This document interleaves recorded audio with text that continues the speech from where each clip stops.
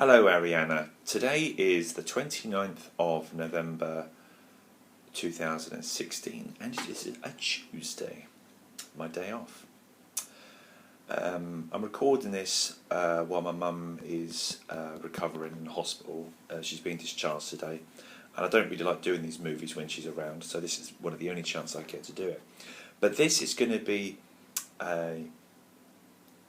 one of three videos that I'm going to be doing, which are going to be centred around memories, things that make me laugh, things that make me cry, or whatever. And I've sort of what I've done is I'm going to talk about 4 or 5 stories in each segment. No particular reason why, but they're sort of very precious memories to me, and I want to tell you about these stories. This first batch of stories I'm going to be calling emotional, because I can't think of anything else to call it. But the first story in this lot is going to be about you was only a few months old, and it was when you was going to a playgroup in Barry. This was the first and only time I went to this playgroup. I do not know the name of it, but I think it might have been in a church or some community hall or something. And this is one of the first times I'd ever actually done this with your mother and you. We all sort of sat down. I think we might have been on chairs or we might have been on the floor. I can't quite remember. But we were all sat in a ring, and basically, singing nursery rhymes, and trying to get all the children to interact. And I remember sort of seeing the smile on your face as you were clapping, so you were sort of slowly getting into it and understanding what was being, getting into it and understanding what was going on, and seeing the sort of smile on your face and you clapping. And I got quite emotional and I had tears in my eyes, and that wasn't the first time I'd actually cried over you. The first time I cried over you was when I held you for the first time, 4 days after you'd been born, because that was the first day I saw you. And it was just strange, really, when I look back and sort of think to myself, when I used to get emotional about you, and the emotion was sort of quite random. It used to sort of come at sort of times when I wasn't expecting. But I suppose that is what emotion is, I suppose, really. But yeah, I remember I was talking to your mum afterwards, and she said that she'd noticed that I'd welled up. But I was quite embarrassed at the time, because I was worried that other people might see that I'd welled up. But that's the first memory. Now the second memory in this selection is Daddy on the train.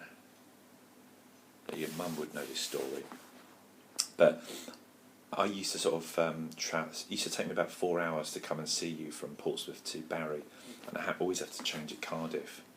And it takes about 4 hours to get there, and sometimes you'd be waiting for me with your mother in the car park, and you see the train come past or come in or whatever, and you got it into your head, that wherever there was a train, Daddy was on the train. So if you saw a train, Daddy was on the train. And there were times where I think you went to the actual platform, and I think didn't matter which way the train was coming, you thought I was on that train. And I'm thinking, no, the train comes from this side, But I do remember actually there was one particular time when you and your mum was on a platform, and the train was pulling in, and you saw me, and you were sort of jumping up and down. You had such a beautiful smile on your face, and you were so happy to see me, and it was lovely. And where's Daddy? Oh, Daddy's on the train. It was quite funny. Another story, which is along the same lines really, was I don't remember where you went to ballet, but used to go to and do ballet in Barry somewhere, and I think if memory serves you correctly, I think you used to do ballet between 10 and 11 at this point, when you first started doing it. and I used to arrive at about 10:05. So your mum had dropped you off by then. You were doing ballet, and then she would sort of pick me up about 10:10, something like that. And then we'd do something together, and then we'd go and pick you up from ballet. And she sort of said to, your mum said to me, "Oh, go into the room first." So I went into the room, and you saw me, and you just jumped up and down, and you went, "Daddy, Daddy," and you just ran towards me, and you gave me this big hug. And I had tears in my eyes. I just did not see that coming.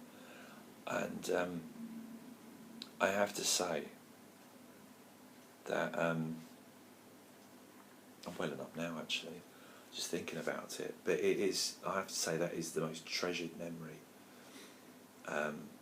that I've ever had. It's just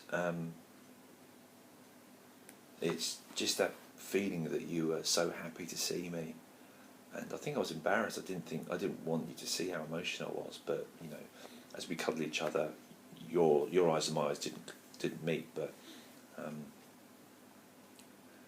it's just something that I'll never forget. You know, you being so happy to see me, and me being quite tearful about it. Your mum didn't see that, but it did touch me, just getting out of that.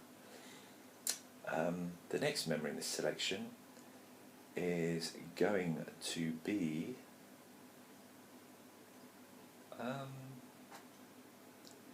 That's My Daddy. Now this is the thing, your mum had a friend called Michelle, and she adopted a child at the age of 2 called Xavier. And you know, there was obviously this thing like, you know, Daddy's on a train, Daddy's coming up to see me. So I think you almost sort of felt like you were somewhat privileged that your daddy was travelling all this way just to come and see you. You. I can't really do it on this, can I? Yeah. So and I think also it sort of irked me somewhat that I remember on one occasion you were saying that that Xavier didn't have a daddy, but you have a daddy. And I thought, but that's not quite comfortable with that.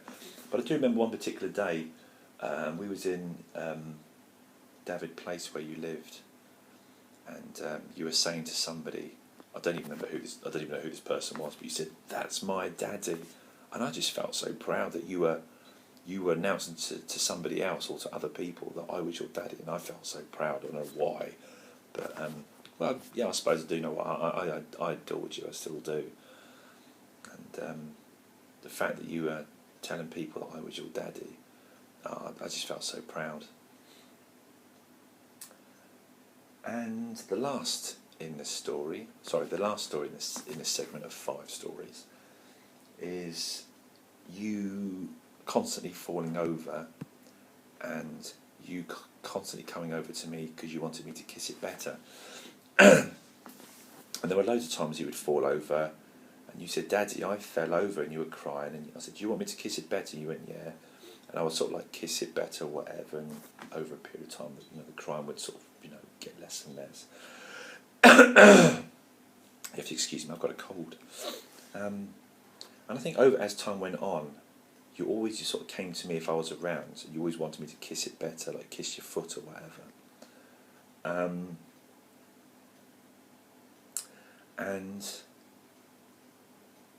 I forgot what I was going to say now. Sorry.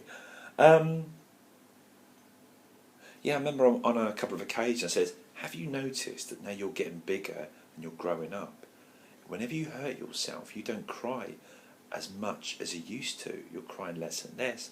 Because I said, "You'll turn into a big girl, aren't you?" And I think, like, you thought about that quite a lot. And I like the idea of sort of talking to you and giving the impression that things are changing and things are evolving with you, and as you're changing, you know, I don't know if it got you thinking about things, but I like the idea that, you know, you were coming to me when you'd hurt yourself, and I like the fact that, you know, as you got older you weren't crying so much, and I got the feeling you were working that out yourself as well. But anyway, that is the end of this segment. There will be 2 more.